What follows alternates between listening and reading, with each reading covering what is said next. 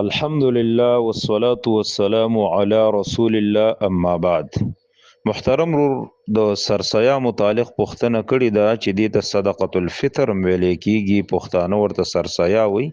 دا سرسیا به چاله ورکول کېږي، د دې حقدار څوک دی او په چا باندې کېږي سرسیا. بعضې خلک وایي چې یاره څوک زکات ورکوي به سرسیا هم ورکوي، او چې څوک زکات نه ورکوي هغه باندې سرسیا لازم نه ده. نو دغه قول د دلیل په بنا باندې خطا دی او کمزوری دی. د جمهور اهل علم مسلک دا دی. په جمهور کې ابو هريره رضی الله تعالی عنہ، ابو العالیه، امام شعبی، عطا بن ابي رباح، محمد بن سیرین، امام زهری، امام مالک، عبد الله بن مبارک، امام شافعی، ابو ثور رحمهم الله اجمعین دا مراد دی. دی وی چې یاره د سرسیا د پاره نصاب د زکات شرط نه دی، او هم د دوی دا خبره د دلیل په بنا باندې قوي ده او مضبوطه ده. ګوره حدیث کې راغلی دی، دا روایت په مسند احمد کې دی، 7710 نمبر حدیث دی. په مجمع الزوائد کې علامه حیثمی رحم الله راوړی دی، دویم جلد صفحه 80 کې. ابو هريره رضی الله تعالی عنہ موقوف روایت ته باغی کې راغلی دی چې علی کل حر وعبد ذکر او انثى صغیر او کبیر فقیر او غنی صواع من تمر او نصف صواع من قمح. ګوره دا صفا حدیث دی چې سرسیا چې کوم ده دا لازم ده په هر آزاد هر غلام باندې، نارینا زنانا، ماشوم لوی، فقیر او غنی. دا الفاظ دی پکې، که فقیر او که مالدار ټولو باندې لازمه ده. نو دا ګوره صفا حدیث دی.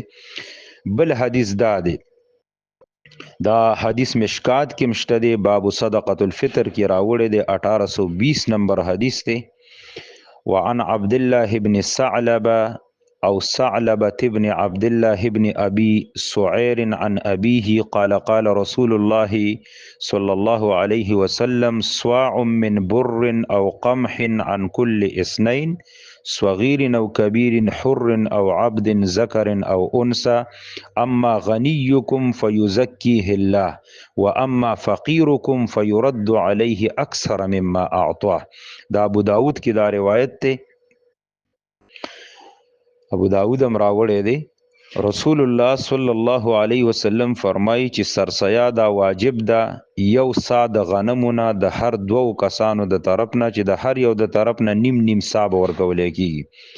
بیا برابر خبره ده که هغه وړوکې که هغه غټي سرسیا به خپله وباسي، که هغه ازادي او که هغه غلامي، که هغه نارینی که هغه زنانی.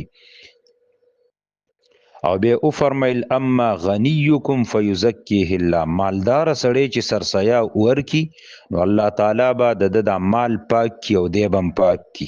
او بیا وی و اما فقیرکم فیرد علیه اکثر مما اعطاه، او فقیر سړی چې سرسیا وباسي نو د چې څومره سرسیا ویستلی الله رب العالمین به د هغې نه زیات دله ورکي. ګوره دا څومره صفا حدیث دی، لفظ د فقیر پکې راغلی دی. نو سرسیا د پاره نصاب د زکات شرط نه دی، جدا مسله ده. او سرسیا دا مسله چې کوم ده دا جدا مسله ده. بیا سرسیا چې کوم ده دا به چاته ورکولی کیږي، نو دې باره کې صفا حدیث راغلی دی. عبدالله ابن عباس رضی الله تعالی عنهما روایت دی چې فرض رسول الله صلی الله علیه وسلم زکات الفطر طهرا للصيام من اللغو والرفث وطعمة للمساکین، رواه ابو داود. دا حدیث امام ابو داود رحم الله راوړی دی، سند صحیح دی، ابن ماجه کې دی، دارقطنی کې دی، مستدرک د حاکم کې دی، بیهقی کې دی، مشکات کې دی، کتاب الزکات باب صدقه الفطر کې. نبی علیہ الصلوۃ والسلام فرمایي سرسیا چې کوم ده دا فرض ده، او د دې فایده دا ده چې د انسان نه په دې روجه کې کوم فضول خبرې شوي، بې حیا کارونه او خبرې ته شوي، نو دې سره دا روجه پاکه شي. او طعمة للمساکین دا د مسکینانو خوراک دی. نو دی وجن علماو د دې مساکین لفظ نه دلیل نیولې چې سرسیا به صرف مسکینانو ته ورکولې شي. دا د زکات په شان نه ده چې د زکات کم نور مصارف دي نو هغې ته به هم ورکې، او همدا خبره راجحه ده. شیخ الاسلام ابن تیمیه، ابن قیم، امام شوکانی، شیخ البانی رحم الله هم دا خبره اختیار کړې ده. والله اعلم. هذا وبالله التوفیق.